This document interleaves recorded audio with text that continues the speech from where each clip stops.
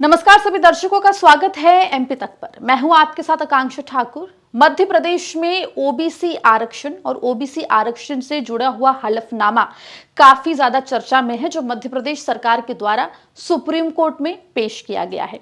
इस हलफनामे में महाजन कमीशन की रिपोर्ट को शामिल किया गया है इस अपने हलफनामे को और भी ज्यादा स्ट्रांग बनाने के लिए। लेकिन इस पूरे मामले पर विवाद हो रहा है।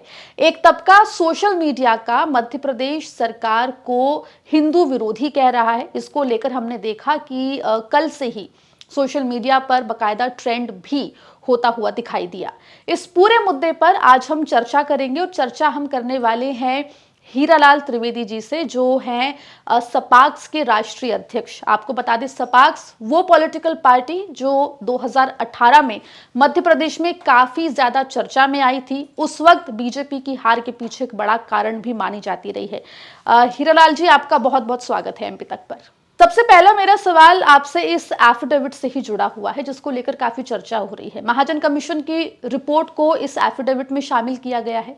हालांकि सरकार की तरफ से यह कहा गया है कि उसे सिर्फ जो महाजन कमीशन की रिपोर्ट है उसे सिर्फ एफिडेविट में शामिल किया गया है। सरकार का ऐसा कुछ मत नहीं है, जिस तरीके की बातें सोशल मीडिया पर हो रही है।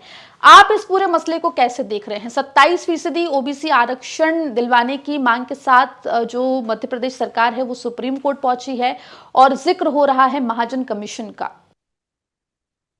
देखिए, सपाक्स पार्टी का ये स्पष्ट मत है, सपाक्स विचारधारा का ये स्पष्ट मत है कि कोई भी आरक्षण हो, आरक्षण 50% से ऊपर नहीं होना चाहिए। 50% के भीतर सरकार जिसको भी आरक्षण देना चाहे वो आरक्षण दे। दूसरा, जो 70 साल से आरक्षण ले रहे हैं उनको आरक्षण क्रीमी लेयर बना के उनको आरक्षण से सीमा से बाहर करना चाहिए। वो नौकरियों में आना है तो मेरिट के बेस पे आए, प्रमोशन में आना है मेरिट और सीनियरिटी के बेस पे आए। तीसरी बात यह है कि ये आर्थिक आधार पर जिन लोगों को भी दिया जाए, एससी एसटी ओबीसी, उनको आर्थिक आधार पर देना चाहिए। यद्यपि ओबीसी में आर्थिक आधार लगा रखा है, लेकिन वो केवल अभी आय के उस पे है, टोटल रूप में नहीं लागू है कि एक बार जिसको मिल गया उसको आरक्षण का लाभ नहीं मिलेगा, दूसरी बार उसको नहीं मिलेगा, दूसरी बार उसको जनरल ओपन कैटेगरी माना जाए। ये चीज अभी किसी के साथ भी नहीं हुई और एससी एसटी के साथ तो कोई क्रिमिनल है ही नहीं, वो पीढ़ियों से लाभ ले रहे हैं, लेते रहे। तो हमारा ये कहना है आरक्षण 50% से ऊपर कोई भी आरक्षण हो, एक ये प्राकृतिक सिद्धांत है कि कोई भी चीज आरक्षित 100 के अंदर यदि की जाती है तो 50 के भीतर ही रहती है। 50 से ऊपर यदि आप कोई आरक्षण दे रहे हो तो बेटर यह है कि जो बचे हुए हैं उनको आरक्षण दे दो, बाकी फ्री कर दो। जो 49 या 50 या 20 बचे हुए उनको आप रिजर्वेशन दे दीजिए, बाकी ओपन कैटेगरी कर दीजिए। ये रिजर्वेशन को लेकर आपका मत है, लेकिन ओबीसी आरक्षण को लेकर जो हलफनामा मध्य प्रदेश सरकार की तरफ से दायर किया गया है उसमें महाजन कमीशन का जिक्र किया गया है, या फिर हम यूं कहें कि उस एफिडेविट में महाजन कमीशन को भी जो है आधार बनाया गया है। महाजन कमीशन के ऊपर आपत्ति सोशल मीडिया पर उठ रही है। महाजन कमीशन में लिखा गया है, जिस तरीके से हमने वो एफिडेविट देखा है जो सोशल मीडिया पर काफी वायरल है, उसमें प्रभु श्री राम को जातिवादी बताया गया है। द्रोणाचार्य एकलव्य का जो पूरा वो है उसका जिक्र किया गया है। जिस तरीके से मध्य प्रदेश सरकार ने इस एफिडेविट में महाजन कमीशन का इस्तेमाल किया है उस पर आप क्या कहेंगे? क्योंकि सोशल मीडिया पर एक तबका प्रदेश की बीजेपी सरकार को हिंदू विरोधी कह रहा है। देखिए, इसमें बड़ी सीधी सी बात है, महाजन कमीशन हो या कोई भी कमीशन हो, पहली बात तो यह है कि जो भी रिजर्वेशन इनको कमेटी की बनाना है, कमेटी की ये रिपोर्ट पेश करना है, तो इनको अलग से एक आयोग गठित करना पड़ेगा और उस आयोग को ये कहना पड़ेगा कि अब किस कैटेगरी को कितनी जरूरत है। दूसरी बात, कौन कौन ओबीसी में है, अभी तो बहुत सी जातियां ओबीसी में छूट गई है, क्या उनको ये जोड़ेंगे। और तीसरी बात ये कि जितना ओवरऑल यदि ये रिजर्वेशन करना है तो फिर किसको कम करेंगे, किसको ज्यादा करेंगे 50% के अंदर। दूसरा, ये 50 से ऊपर बढ़ाना चाहते हैं यदि, तो इन्होंने महाजन कमेटी का जो अभी आप जिक्र कर रही हैं, महाजन कमेटी एक्चुअली एक विचारधारा वाली कमेटी थी और उन्होंने उदाहरण ऐसे लाला के उसमें रखे हैं जो कथाएं हैं, हम्म जो कहानियां हैं, ऐतिहासिक तथ्य नहीं है वो।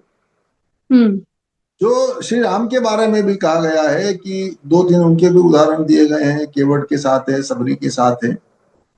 तो देखिए उस समय उस जमाने में कर्म के आधार पर लोग कार्य करते थे।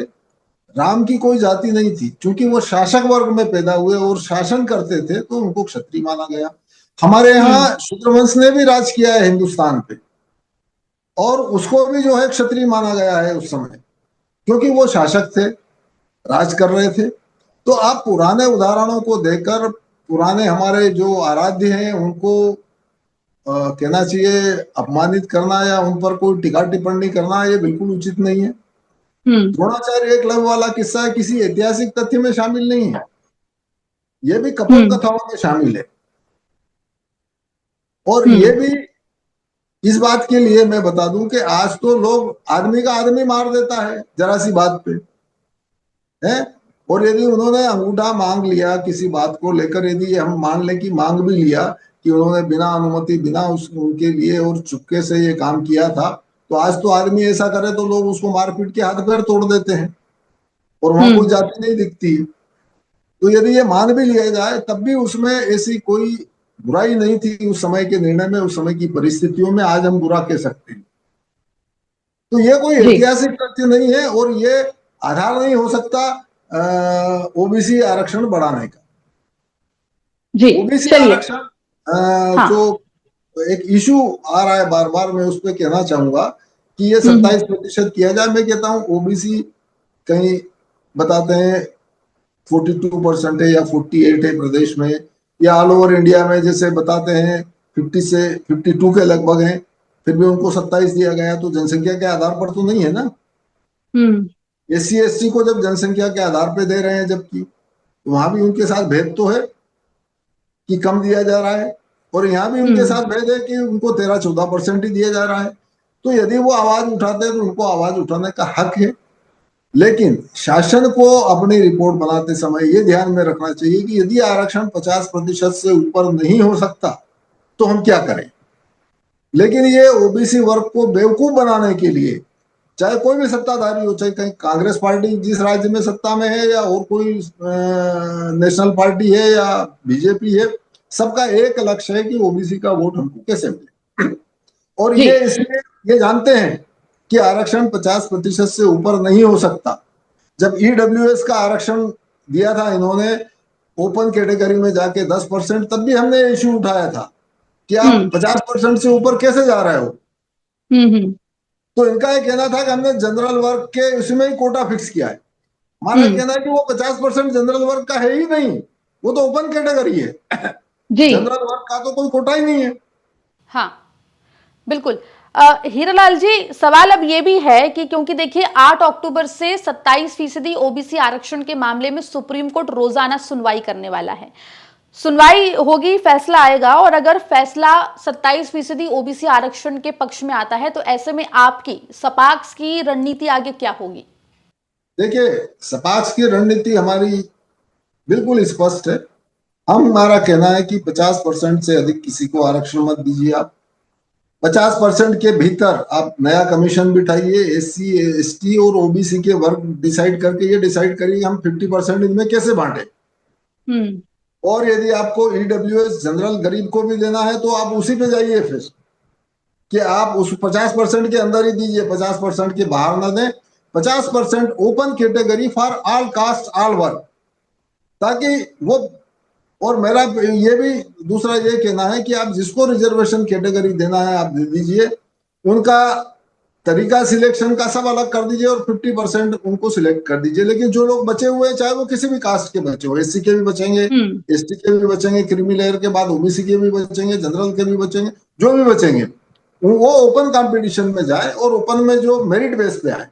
क्योंकि हमारे हिंदुस्तान का मेरिट, आप ये मान के चलिए कि ब्रेन ड्रेन हो रहा है। हमारा मेरिट पूरा विदेशों में जा रहा है, दूसरी कंपनियों में जा रहा है, अमेरिका, इंग्लैंड, आज और आपके बड़े बड़े देश जो है, जो आज बहुत आगे आ गए हैं, जर्मनी, वहां हमारा हिंदुस्तान का ब्रेन काम कर रहा है और हम उनकी मेरिट को अवॉइड करके उनको बाहर कर रहे हैं। हम्म। तो इन चीजों पे ठीक है। हमें गौर करना चाहिए। ये कास्टिज्म वाला, ये जो हम्म लड़ाने वाली चीजें हैं, निर्णय ऐसा होना चाहिए कि कोई भी कैटेगरी आपस में लड़े नहीं। हम्म। थोड़ा बहुत सेक्रीफाइस सबको करना पड़ेगा, जी। लेकिन इन चीजों को लेकर देखिए, अब प्रमोशन में आरक्षण, बड़ा हम्म सिंपल बात है। आपने एक बार आरक्षण का लाभ ले लिया है, सीनियरिटी कम मेरिट पे आपके सिलेक्शन प्रमोशन हो रहे हैं, सबके हो रहे हैं। आपका कोटा, जिसका जितना कोटा है उतने कोटे में आपने अपना रिजर्वेशन ले लिया, आप आगे बढ़ रहे हैं, आपके प्रमोशन हो रहे हैं। प्रमोशन में हम्म। रिजर्वेशन लेके फिर इन्होंने अधिकारियों को लड़ा दिया, और हम्म। 2016 के बाद से लेके आज तक प्रमोशन नहीं हो रहे हैं। जी। जबकि ये सेकंड पॉइंट पे रिजर्वेशन था, एक पॉइंट पे आप दे चुके हो उन्हीं लोगों को। ठीक है। तो ये सब जी। इनका उद्देश्य आपस में लड़ते रहे, हम बड़ी बड़ी बातें भाषण में कहते रहे और हमको वोट मिलते। तो कुल मिलाकर आप कह रहे हैं कि राजनीति ज्यादा है इसमें। अब एक सवाल ये भी है हीरा लाल जी, वो ये कि 2018 में सपाक्स मध्य प्रदेश में बहुत जोर शोर से दिखाई दी थी, चुनाव भी लड़ा था, लेकिन उसके बाद कहीं गायब हो गई। सवाल सपाक्स को लेकर भी उठता है कि क्या केवल शिवराज सिंह, क्योंकि उस वक्त जो 18 के नतीजे थे विधानसभा चुनाव के मध्य प्रदेश में, उसमें बीजेपी की सरकार हार गई थी। तो क्या ये सवाल उठता रहा है कि क्या सपाक्स केवल शिवराज सिंह चौहान को हटाने के लिए ही शुरू की गई थी और चुनाव लड़ी थी? देखिए, हम आज भी है, आज भी हमारे स्टैंड वही है। प्रमोशन में हम्म आरक्षण नहीं होना चाहिए, सीधी भर्ती में आरक्षण आर्थिक आधार पे होना चाहिए, आरक्षण हम्म 50% से ऊपर नहीं होना चाहिए। और ये एट्रोसिटी एक्ट जो है, जो देश की 78% जनता जिससे पीड़ित है, उसमें हम्म ओबीसी भी पीड़ित है, जनरल भी पीड़ित है, अल्पसंख्यक भी पीड़ित है। वो पीड़ित इसलिए नहीं कि उस एक के कोई बहुत वो पड़ रहा है, उस एक के दुरुपयोग के कारण, उस एक का हम्म पुलिस भी दुरुपयोग करती है और पक्षकार भी दुरुपयोग करता है। आपका किसी यदि एससी एसटी आरक्षित वर्ग से कोई विवाद है, तो ये मान के चलिए कि वो भस्मासुर है। आपने कुछ कहा और वो यदि पुलिस में चला गया, पुलिस एफआईआर काम करेगी, दायर करेगी क्योंकि उसको जरूरी है, फिर वो उससे पैसा मांगेगी। उसमें एससी एसटी के विरुद्ध ओबीसी भी खड़ा है, ओबीसी से भी पुलिस भी पैसा जुड़ती है। वो भी यदि पैसे देके राजीनामा करेगा सामने वाला भी, नहीं तो आप जेल जाइए, और यदि आपके खिलाफ चालान जल्दी नहीं हुआ, 3 महीने आप जेल में पड़े रहिए, कहीं आपकी जमानत नहीं हुई। हम्म शासन उस पर सुनने को तैयार नहीं है, कोई भी राजनीतिक दल उसको सुनने को तैयार नहीं। क्यों? वो सोचता है कि हमारा वोट है, हमारा वोट है। हम्म तो ये स्थिति है, वोट के लिए सब बातें होती है। सपाक्स की आवाज इसलिए दब गई कि सपाक्स ने ये जो मुद्दे उठाए, सपाक्स को लोगों ने साथ नहीं दिया, सपाक्स हम्म वर्ग के लोगों ने ही साथ नहीं दिया। सपाक्स के पास पैसा नहीं है कि हम ये इन सब चीजों को लेके लड़ें। मीडिया ने भी हमारा साथ नहीं दिया। आज तक मीडिया हम कोई बात बोले तो छापता या बोलता बहुत कम है। कोई अपवाद रूप में गलती से कोई छाप दे तो भले ही हमारी बातें, हम बातें सही करते हैं, लेकिन उन हम्म बातों को कोई उठाता नहीं। हम्म हमारा आंदोलन आज भी है, आज भी कायम है, आज भी इन मुद्दों के लिए हम लड़ रहे हैं। हम्म जी। अब एक बार फिर मैं आपसे समझना चाहूंगी, जानना चाहूंगी कि अगर 27% ओबीसी आरक्षण के फेवर में सुप्रीम कोर्ट फैसला सुनाता है तो सपाक्स आगे क्या करेगी, और मध्य प्रदेश में सपाक्स का फ्यूचर क्या, हम कैसे देखें? देखिए, हम 50% से ऊपर जितने भी आरक्षण होंगे उन सबका हम विरोध करेंगे। विरोध हम्म आज भी कर रहे हैं, आगे भी करेंगे। दूसरी बात, हम उसका विकल्प भी पेश कर रहे हैं, सुझाव भी दे रहे हैं कि इसको कैसे ठीक किया जा सकता। हम ये भी जान रहे हैं कि ओबीसी के जितना कोटा मिलना चाहिए उनको कोटा नहीं मिल रहा है, वो भी हमारे अंग है। हम्म उसके लिए सरकार, लेकिन ये नहीं कि आप मेरिटोरियस से छीन के आप दे रहे हो, क्योंकि हमारे इसमें ओबीसी जो क्रीमी लेयर है में है, लगभग ओबीसी के 25% लोग ऐसे हैं जो क्रीमी लेयर में हैं, जो उस कैटेगरी में नहीं जाते हैं ओबीसी होते हुए भी आय के कारण। वो हमारे सपाक्स के साथ अभी जुड़े हुए हैं, तो उनके साथ भी कहीं ना कहीं न्याय होना चाहिए। तो आप यदि किसी को देना है तो आप SC ST के कोटे पे भी विचार करिए, आप EWS कोटे पे भी विचार करिए, आप OBC समग्र रूप से आयोग बना के विचार करके निर्णय करिए। यदि नहीं करते हैं और आप ऐसे ही परसेंटेज बढ़ाते जाएंगे तो सपाक्स उसका विरोध करेगी, आगे भी करेगी, हम करते जा रहे हैं। और जो सपाक्स वर्ग के अधिकारी कर्मचारी संघ है वो भी लड़ाई लड़ रहे हैं, वो भी आगे लड़ेंगे। वो अभी अपना SC ST के जो आरक्षण है, प्रमोशन में आरक्षण, उसके खिलाफ लड़ रहे हैं।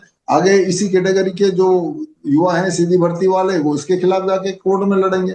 जो पीड़ित होगा वो लड़ेगा, किसी भी कैटेगरी का हो।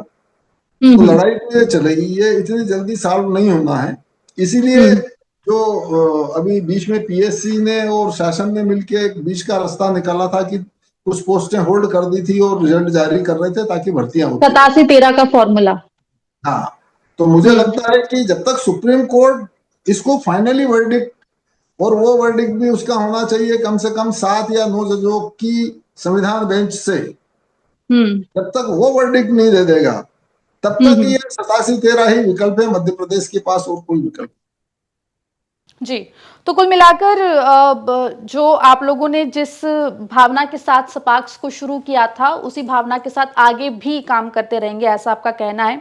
और ये भी कि OBC आरक्षण के मुद्दे पर जो है राजनीति ज्यादा हो रही है, फायदा किसी को मिलता हुआ दिखाई नहीं दे रहा है। जैसा कि OBC को एक्चुअल लाभ देना है तो आप संविधान बेंच बिठाइए, आप जो रीजन है वो रखिए। दूसरों को कहा, यदि दूसरों में भी आप सुप्रीम कोर्ट बार बार डायरेक्शन दे रहा है कि आप इनमें भी SC ST वर्ग में भी आप जो है क्रिमिनल लाइए, एक बार दे दिया उनको मत दीजिए, उनके कोटे पर भी आप विचार करिए। यदि आप विचार करेंगे तो समग्र रूप से निश्चित है कि OBC को बढ़ेगा।